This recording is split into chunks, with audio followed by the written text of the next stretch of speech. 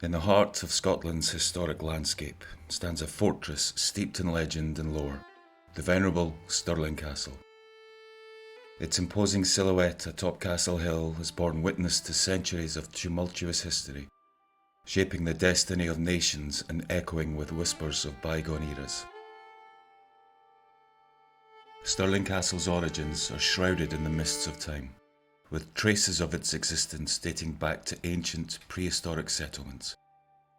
However, it was during the reign of Alexander I in the early 12th century that the first semblance of a stone fortress began to take form, marking the dawn of Stirling Castle's storied legacy. As Scotland grappled with political upheaval and territorial strife, Stirling Castle emerged as a strategic stronghold, commanding the crossroads of major trade routes and guarding the gateway to the highlands. Over the centuries, successive monarchs added layers of fortifications and grandeur to the castle, transforming it into an impregnable bastion of royal power. One of the defining chapters in Stirling Castle's history unfolded during the Wars of Scottish Independence, where it played a pivotal role in shaping the fate of the nation. From the iconic Battle of Stirling Bridge to the coronation of monarchs, Stirling Castle bore witness to the ebb and flow of epic struggles and triumphs that defined Scotland's quest for sovereignty. The castle's architectural evolution mirrors the shifting tides of history, blending medieval fortifications with Renaissance splendour and Victorian grandeur. Its iconic landmarks, including the Great Hall, the Palace, and the imposing outer defences, serve as testament to the craftsmanship and vision of generations past. Today, Stirling Castle stands as a living monument to Scotland's rich heritage, welcoming visitors from around the world to explore its hallowed halls and storied grounds. Whether tracing the footsteps of kings and queens or delving into the mysteries of its ancient past, a visit to Stirling Castle offers a journey through time, where the echoes of history resonate with every step. During the late 13th century, Scotland was embroiled in a struggle for independence from English rule. Stirling Castle controlled the main crossing point of the River Forth and was one of the most important strongholds in Scotland. In 1296, the castle fell into English hands following the Battle of Dunbar, and the invading forces under the commander of the Hammer of the Scots, King Edward I, also known as Edward Longshanks, on account of his great height, fortified it with a substantial garrison. However, the Scottish rebellion against English rule persisted, led by legends such as William Wallace and Andrew Murray. The siege unfurled amidst England's aggressive political manoeuvres and territorial ambitions, casting a shadow over the contentious relationship between the two kingdoms. Stirling Castle's commanding position overlooking the River Forth made it a vital point of control over the main route between the Highlands and Lowlands. In April 1296, English forces commanded by King Edward I launched a campaign to assert dominance over Scotland. One of their primary objectives was the capture of Stirling Castle, which was held by Scottish defenders loyal to King John Balliol, the deposed Scottish monarch. The English army, comprising infantry, cavalry and siege engines, commenced a blockade to cut off the castle's supplies and reinforcements. Meanwhile, they deployed siege engines, including trebuchets and catapults, to bombard the thick castle walls. The Scottish defenders, led by Sir William Oliphant, put up a determined resistance against the English siege. Despite facing overwhelming odds and the relentless bombardment from the English siege engines, they refused to surrender. The siege dragged on for several months, with both sides engaged in sporadic skirmishes and attempts to breach the castle's defences. However, as the weeks passed, the Scottish defenders began to suffer from dwindling supplies and morale. Finally, after enduring months of hardship and with their defences weakened, the Scots were forced to surrender to the English forces on July 20th, 1296. The terms of surrender likely included a safe passage for the Scottish defenders, and the recognition of Edward I's authority over the castle. The fall of Stirling Castle marked a significant victory for King Edward and dealt a severe blow to the cause of Scottish independence. It allowed the English to consolidate their control over central Scotland and exert greater influence over the Scottish nobility. The siege of the castle is remembered as a defining moment in the early stages of the Wars of Scottish Independence. It demonstrated the military prowess of the English army under Edward and highlighted the challenges faced by the Scottish resistance in defending their homeland against a determined adversary. The turning point came in 1297 when the Scottish forces, under the joint leadership of William Wallace and Andrew Maury, confronted the English army near Stirling Castle. The English, commanded by John de Warenne, Earl of Surrey, had to cross the narrow wooden bridge over the River Forth to engage the Scots. Wallace and Maury positioned their forces on the northern side of the River Forth, near the 360-foot-high rocky hill known as Abbey Craig. This vantage point allowed the Scots to control the crossing and dictate the terms of engagement. On the morning of September 11, 1297, the English army began to cross Stirling Bridge in an attempt to reach the Scots on the other side. However, the narrowness of the bridge meant that only a limited number of soldiers could cross at a time, causing congestion and disarray among the English ranks. Taking advantage of the situation, Wallace and Maury launched a surprise attack on the exposed English forces as they struggled to cross the bridge. The Scottish Sheltrons, tight formations of spearmen, advanced, cutting down the English soldiers trapped on the bridge and preventing reinforcements from crossing. The English suffered heavy casualties, and despite their superior numbers, they were unable to break the Scottish defence. The battle turned into a rout, with many English soldiers drowning in the River Forth as they attempted to flee.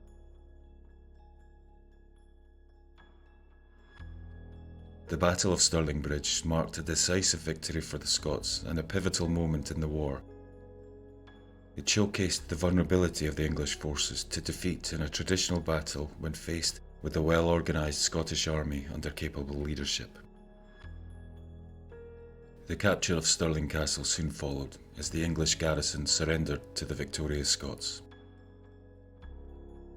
The siege and subsequent capture of the castle boosted Scottish morale and inspired further resistance against English rule, and William Wallace emerged as a national hero, and his victory at Stirling Bridge solidified his reputation as a legendary figure in Scottish history. The castle is known for more than just its military significance. It's also been a site of political importance throughout the years. Stirling Castle holds a significant place in the history of the Scottish monarchy as the site of the coronation of Mary, Queen of Scots. Mary was crowned here on September 9, 1543, when she was just 9 months old. Born on December 8, 1542, Mary became Queen of Scots following the death of her father, King James V of Scotland. As an infant queen, her coronation was a momentous occasion that sought to affirm her royal legitimacy and secure her place on the throne. The coronation ceremony was attended by nobles, clergy and dignitaries from across Scotland, gathered to witness the historic event. Mary was adorned in regal robes and crowned with the symbolic crown of Scotland, signifying her accession to the throne. Stirling Castle was selected as the site of the coronation due to its rich historical legacy and strategic significance as a royal stronghold. Positioned atop a hill, the castle offered commanding vistas of the surrounding landscape, making it an ideal setting for the solemn ceremony. The coronation of Mary, Queen of Scots, marked the beginning of her troubled reign, which would be characterised by political intrigue, murder, religious conflict and personal tragedy. Despite the challenges she faced throughout her life, Mary's coronation at Stirling Castle remains a defining moment in Scottish history, symbolising the continuity of the monarchy and the resilience of the Scottish nation. As we explore this great castle's history, it's impossible to ignore the lingering presence of its past. This formidable fortress, once a battleground for nations, now carries the weight of centuries-old memories within its walls. Beyond its architectural grandeur lies a realm where the spirits of bygone eras still tread, leaving behind countless haunting tales of ghostly encounters. No self-respecting castle would be complete without a resident ghost or two, and Stirling Castle is no exception. Many former inhabitants have chosen to remain or are believed to be trapped behind the castle's imposing curtain walls. There are many people who subscribe to the stone tape theory, which posits that inanimate materials such as stone or wood can absorb and store energy from traumatic or emotional events. Under certain conditions, such as high levels of electromagnetic energy or environmental factors, this stored energy could be released, leading to the manifestation of apparitions or ghostly phenomena associated with the event. The theory suggests that buildings or structures with a long history of human activity may retain these residual energies, thereby explaining reports of hauntings or paranormal activity, and Stirling Castle may have a perfect example of a stone tape haunting. Given the countless warriors and soldiers who've been stationed here, it's no surprise that at least one is still witnessed walking in and around the castle's dungeon.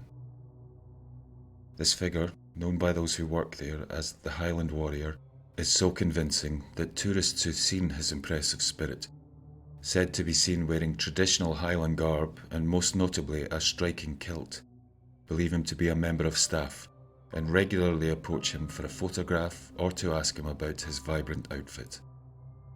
When they get close, he's often said to disappear before their very eyes, but more often than not, the warrior is witnessed hurrying along a corridor towards the dark, oppressive dungeons, before turning and walking right through what appears to be a brick wall.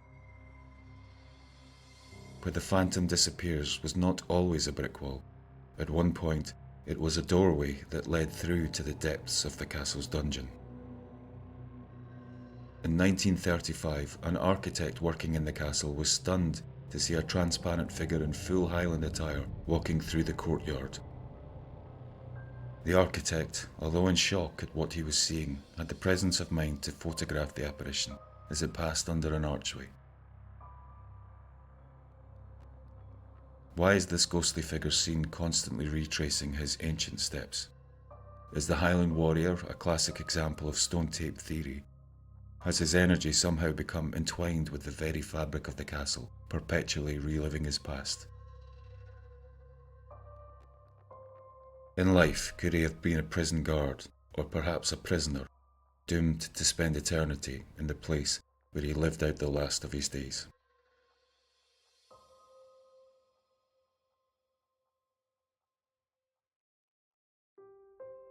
In addition to his campaign in 1296, Edward Longshanks later returned to Stirling in 1301, driven by a desire for revenge and the need to defend the castle, which at that time was under English control. In 1300, in response to the Scots' recapture of Stirling Castle a year earlier, Edward once again led his formidable army, numbering 20,000, on a northward invasion.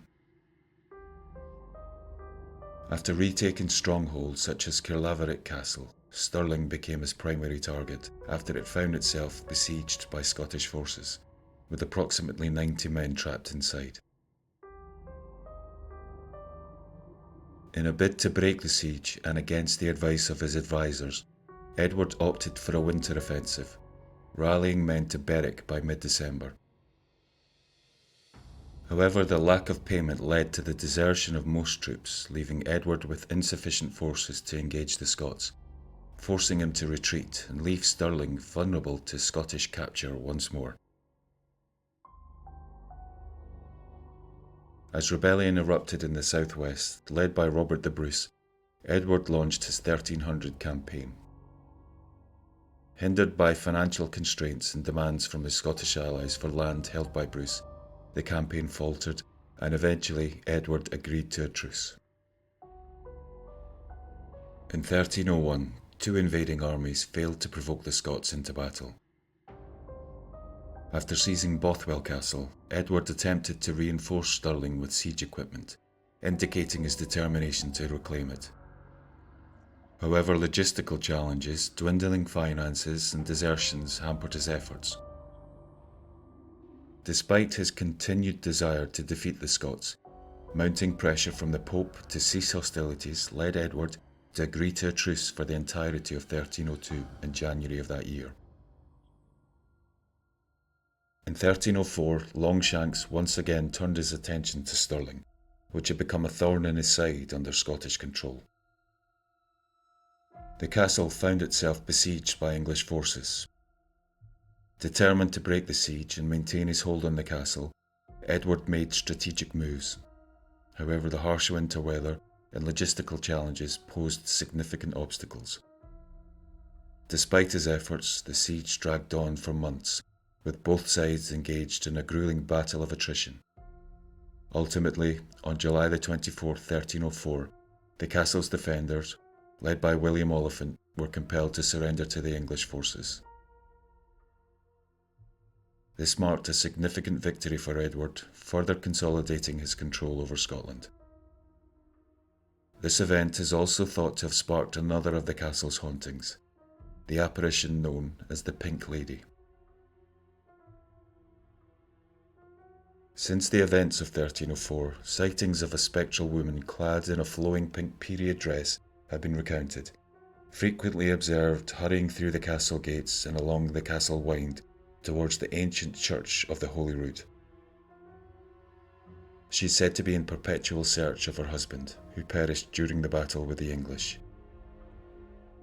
Often the sweet smell of rose bloom permeates the air and signals an appearance by the ghostly woman. Who the mysterious lady is not known.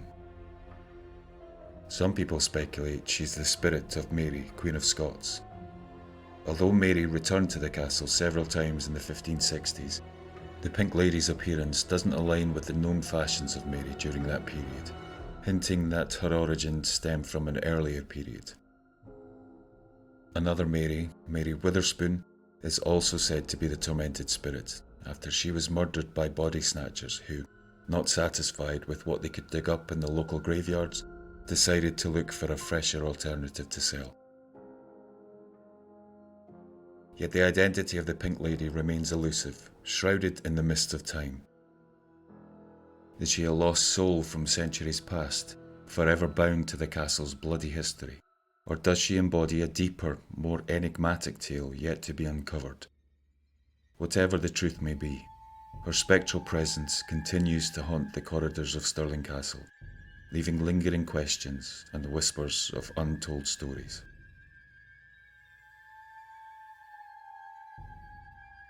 The most unsettling haunting associated with the castle is one that's heard and not seen. In the winter of 1820, on a dark, frosty evening, a lone and unnamed guardsman was stationed high up in the Barbican, the formidable fortified entrance to the castle.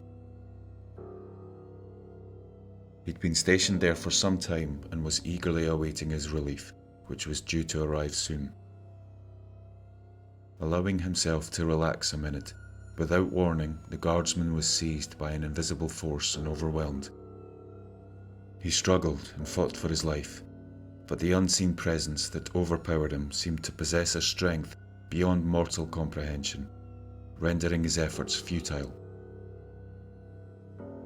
The guardsman's cries were nearly lost in the howling wind, but his relief, only a couple of floors below, heard the sounds of struggle and his comrades' anguished screams, prompting them to rush to his aid.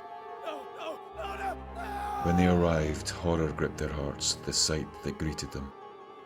The guardsman's lifeless form lay twisted in terror, his features contorted in a ghastly expression of fear. Since that dreadful night, invisible footsteps have been heard on at least 3 occasions, patrolling along the battlements. They were first reported in 1946, and were twice heard a decade later during the 1950s. These invisible steps were encountered on 3 separate occasions by 3 different soldiers of the Argyll and Sutherland Highlanders.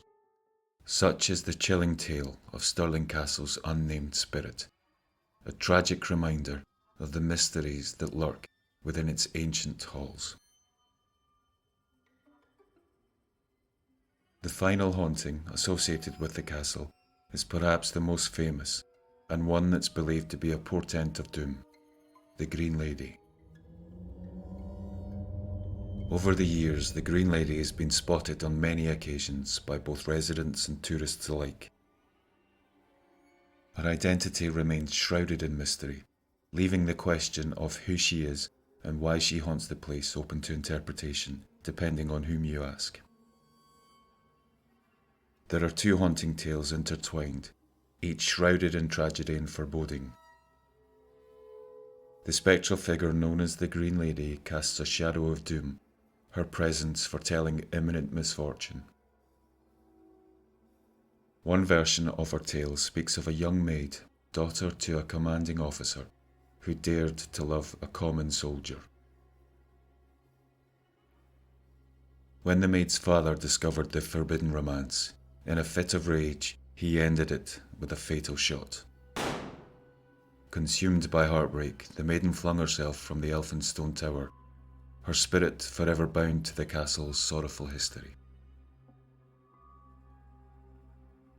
Another rendition tells of a serving girl in the court of Mary, Queen of Scots. The young woman was driven by premonitions of Mary's demise, so she remained vigilantly by Mary's side each night, guarding her through the night. But exhaustion overcame her, and she inadvertently sparked a fire, endangering them both. Mary was rescued, but the maiden succumbed to her injuries, her spirit lingering within the castle's walls. The castle continues to host a garrison, and on one evening a peculiar incident unfolded in the officers' mess. As the chef was busy preparing dinner for the soldiers, he suddenly sensed a presence behind him. Startled, he turned round to find himself face to face with a green, translucent figure, the notorious apparition known to haunt the castle. The sight was so unnerving that the chef promptly fainted. Although she disappeared without a trace on this particular occasion, her appearances are often regarded as ominous omens. Indeed, her visits have preceded fires and other misfortunes at the castle on numerous occasions. When interviewed for the Sightings TV show in 1992, one witness described her recent brief encounter with the Green Lady. She wasn't actually on the ground, she was kind of floating, but she had her face away from me. It was definitely a woman. In the same show, another witness detailed a more dramatic encounter. What we saw, just at the corner of the graveyard, up at the foot of the castle wall, was a Green Lady. A lady dressed in green. 7 or 8 of us ran up to see what was going on, covering 25 yards. There was nobody in either direction. Accounts of her spectral presence were once a common topic of discussion among the soldiers and staff at Stirling Castle. They spoke of ghostly footsteps echoing through the king's old building, traversing an improbable path across the ceiling. This route, now seemingly impassable, once featured a walkway until a drastic reconstruction of the structure followed a devastating fire in the 1840s. Her chilling reputation as a harbinger of doom may shed light on the distress of a young soldier stationed with the Argyll and Sutherland Highlanders at the castle in 1929. According to local journalist Alfred G. Riley, the boy was left utterly terrified after a disquieting encounter on the stairwell leading to the sentry beat above the king's old building. As the spirits of the Green Lady and the other apparitions roam the ancient halls, Stirling Castle remains a haunting vortex of horror and sorrow, where the echoes of the past continue to chill the living to their core.